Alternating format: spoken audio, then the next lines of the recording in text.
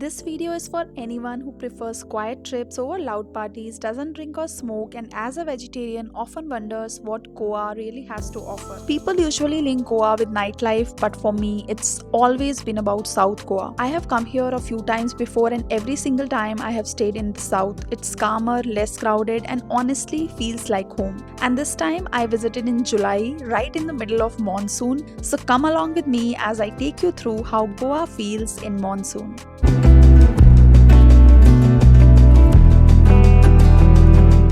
So we started our journey from Bangalore. The weather was cloudy, the roads were wet, and honestly the drive itself already felt so soothing. So for breakfast we stopped at A to B, nothing fancy, just idli dosa and hot filter coffee.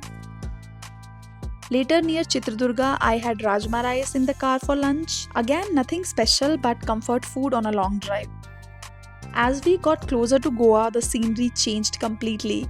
Misty hills, endless greenery, clouds hanging so low that it felt like we were driving into them. So we finally entered Goa. Panji was just about 36 kilometers away, but classic monsoon drama. A tree had fallen on the way and there was this long traffic jam. By the evening, we finally reached our hotel.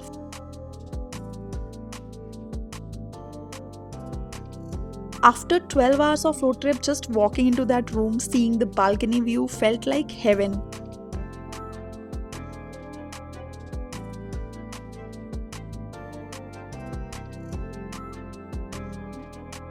We were so hungry, we ordered in some sandwiches, chai pakoras, and just sat in the balcony enjoying the view. After that, we took a quick nap, and then post dinner we decided to step out for a while.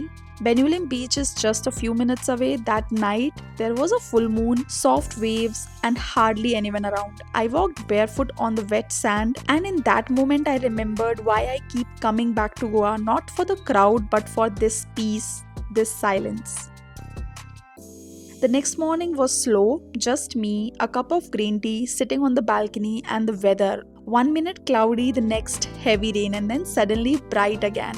Goa in monsoon is unpredictable but in the most beautiful way. As usual, we were getting late, so we quickly headed for the breakfast. I had some South Indian food, idli dosa, and also grabbed a sandwich.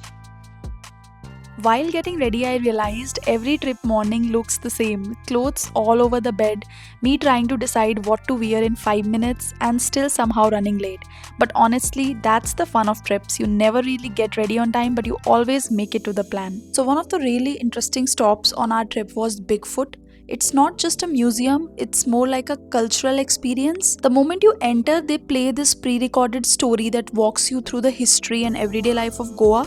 And the visuals are so immersive that you almost feel transported back in time.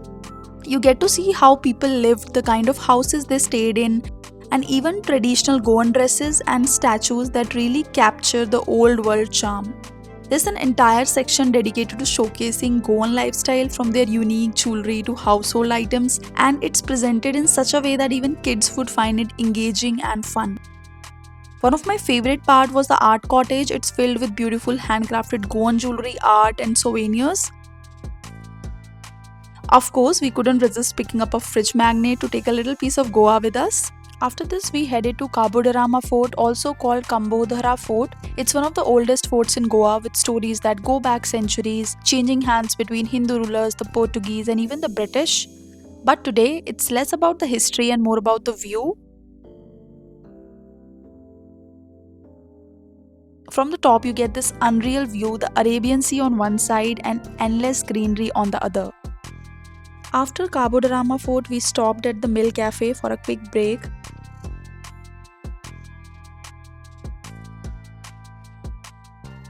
I ordered a cappuccino and a burger, and honestly, it was just what I needed after all that travel. Such a cozy place. If you are ever around here, you should definitely stop by. From there, we headed straight to Colva beach, planning to catch the evening by the water. By the time we reached, the sun was setting and the whole place had this easy, laid-back vibe.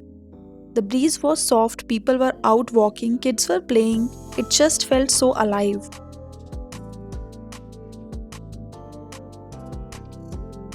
I kicked off my slippers, walked barefoot on the sand and played around with waves. At one point, I was running like a kid, just enjoying the moment, and then I saw this dog sitting by the shore. It somehow made the whole evening feel even more perfect. Next morning, I woke up to such a beautiful view, the kind where the air just feels fresher and time slows down a little. I made myself a cup of green tea and sat by the balcony just watching the morning unfold. Honestly, I was just thinking how peaceful Goa feels in the mornings. After a while, we headed for breakfast. I had a hot cup of tea and some soft idlis with sambar. Simple, comforting, and honestly the perfect start to the day. Okay, now it's time to get ready, and for today, I have chosen this floral dress. I love it so much, it just feels perfect for Goa's vibe. So, today we are planning to head towards North Goa. I usually don't prefer going there because it's too crowded, but this time I just wanted to see it for a change. So we are planning to do a bit of local shopping in the markets first and then head to the beaches to just relax and spend some time there. It had started raining by the time we reached Kalangot beach, so we just sat inside the car munching on some snacks and waiting for it to stop. Finally, when the rain slowed down after 40 minutes, we stepped out and went for a little market spree. I really spotted some cute crochet tops, trendy bags, and these pretty shell bracelets. Couldn't resist buying one for myself. We strolled around for a bit, picked up some accessories, and then headed back to the beach. Surprisingly, it wasn't too crowded, but the waves were really high, so we just enjoyed the view for some time.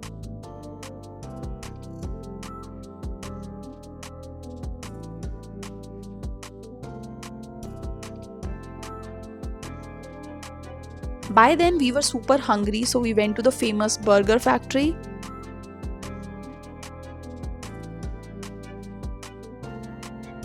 Though, as a vegetarian, the options were limited.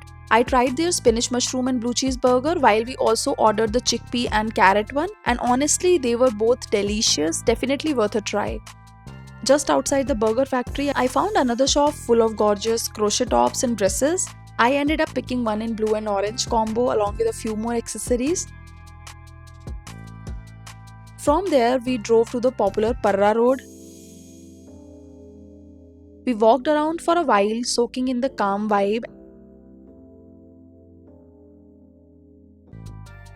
and by evening we headed to Thalassa. I had heard so much about it and even changed in the car to get a little party ready, but honestly it was disappointing. The staff wasn't welcoming, the parking was a mess. So we left from there, and on the way back it started pouring cats and dogs. We had to stop by the roadside for a while until it slowed down. After almost half an hour, we managed to drive back to our hotel.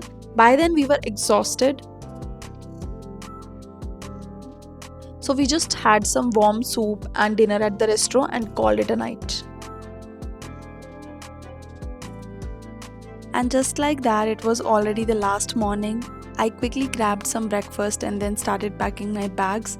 Honestly, that's always the hardest part of any trip.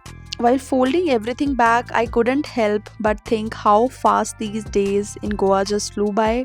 From the rains to the beaches to all those little market finds, everything felt so refreshing. Trips like this really remind me how much I love taking a pause from routine life. With the bags packed and the car waiting, it was finally time to say goodbye to Goa, but definitely carrying back a lot of memories with me.